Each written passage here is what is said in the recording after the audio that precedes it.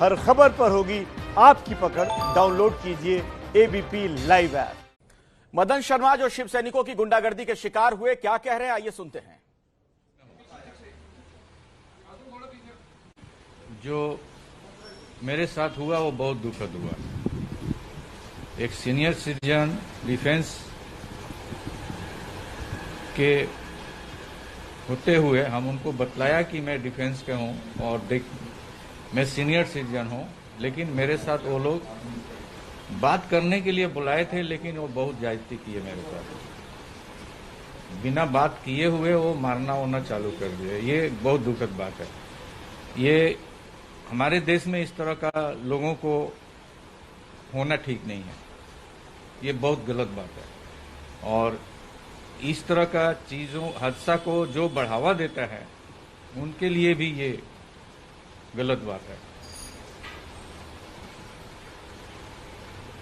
मारे थे, मारने के बाद मेरे घर पर पुलिस भेज दिए मुझे अरेस्ट करके जेल में डालने के लिए। फिर उधर वो लोग मारते पुलिस वाले, लेकिन मुझे लोकल एमएलए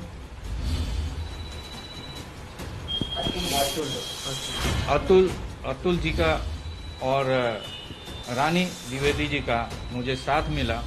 इन्होंने मुझे बचाया, वरना मैं शायद आपके सामने में दिखता नहीं।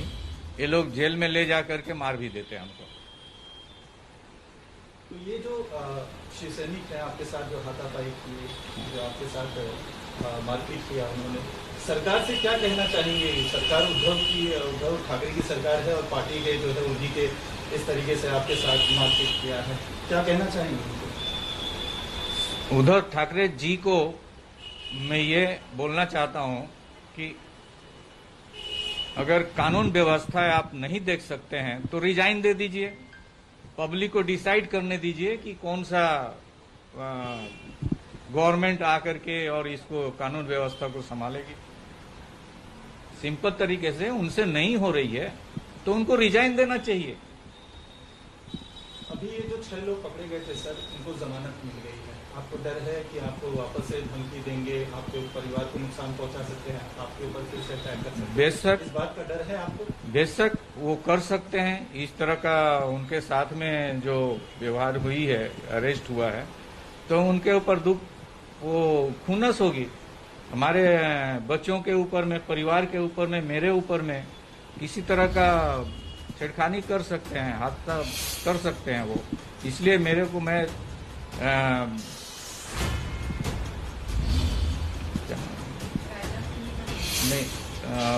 चीफ मिनिस्टर साहब से मेरा गुजारिश है कि मेरा और मेरा परिवार का सिक्योरिटी का इंतजाम करें। राजनाथ सिंह जी ने जो है अभी कुछ देर पहले ट्वीट किया, उन्होंने आपसे बात की, क्या बात हुई सर?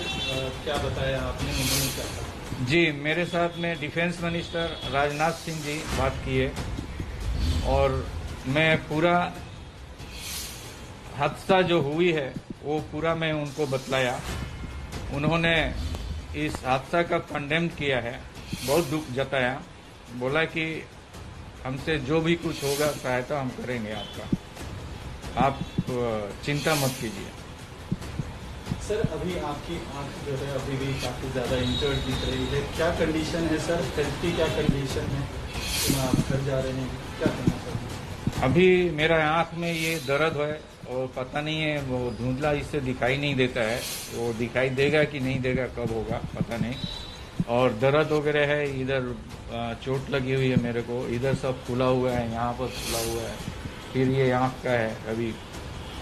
लेकिन अभी हमको 2-4 दिन तक यहीं पर रहना था, परंतु कोविड के चलते यहाँ पर हम नहीं रहना चाहते हैं। मेरी डॉटर है, वो डॉक्टर है, वो इंस्ट्रक्शन डॉक्टर साहब से ले रही है कि हमें कैसे रहना है और दवाई वगैरह हमको उस हिसाब से करेगी। सर, नॉन बेलेबल जो ऑफेंस होने चाहिए, जो सेक्शंस लगाने चाहिए, वो नहीं लगे। आपको लगता है शिवसेना के दबाव में, मुख्यमंत्री के दबाव में या मुंबई पुलिस में दबाव में आपके जो कल्प्रिट्स हैं उनके खिलाफ खास सेक्शन नहीं लगाए जो नॉन बेलेबल हो? देखिए, देश का मिलिट्री हो या पुलिस हो, ये जनता के सेवा करने के लिए होती है। लेकिन कुछ पॉलिटिकल प्रेशर में वो सिस्टम जाम हो जाता है।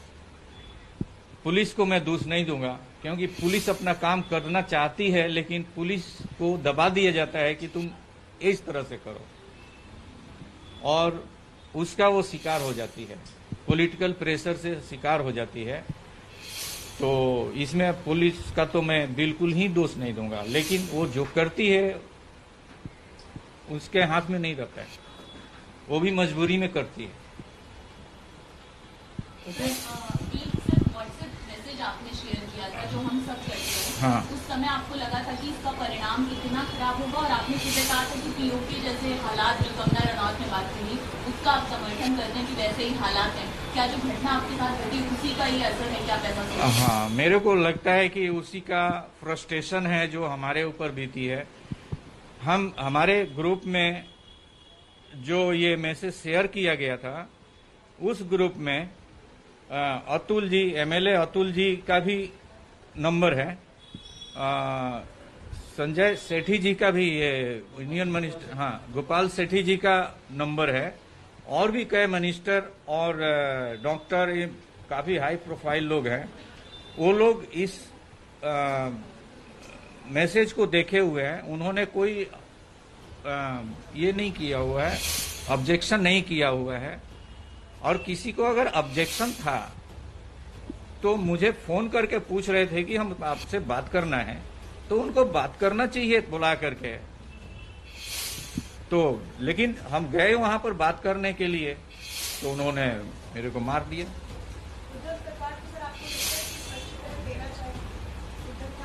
माफी मांगनी चाहिए।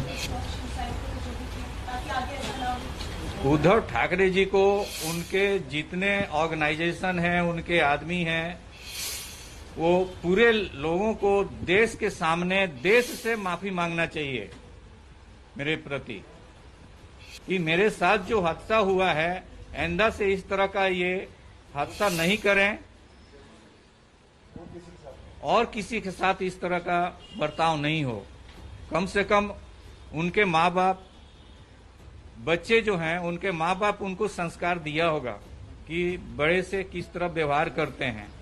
तो कम से कम या तो उनके पास कोई संस्कार ही नहीं है, या तो संस्कार को वो बाजू रख करके उनका दिमाग बस वही चलती है कि मत मारो पीटो और शासन करो।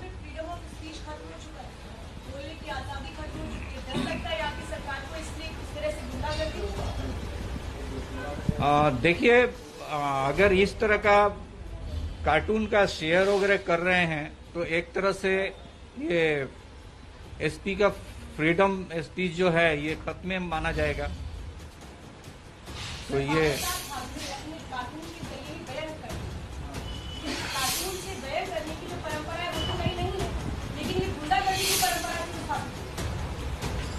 बाला साहब ठाकरे एक बहुत महान कार्टूनिस्ट थे। हम उनका कार्टून जो है हर पेपर में, पहले जो भी पेपर लेते थे तो हम उनका कार्टून ही देखा करते थे, मुझे बहुत अच्छा लगता था। और कार्टून से बहुत सारे चीजें जो है निखर कर ऊपर आता है, उसमें कई मीनिंग होते हैं। अब आज का जो हमारा जो किया हुआ था, उसमें एक बच्चा जो है अपने माता पिता से श्री करके वो कर रहा है, वो ये बहुत अच्छा है। इसको तो एक कार्टूनिस्ट जो है उसको इनाम देना चाहिए, बहुत अच्छा व्याख्या किया हुआ है। लेकिन उसको आप गलत तरीके से आप लेंगे तो कोई भी कार्टून को गलत तरीके से लीजिए तो उसका हर चीज का 2-2, 3-3 मीनिंग मिलेगा। लेकिन इसका जो मीनिंग था वो बहुत ही अच्छा है।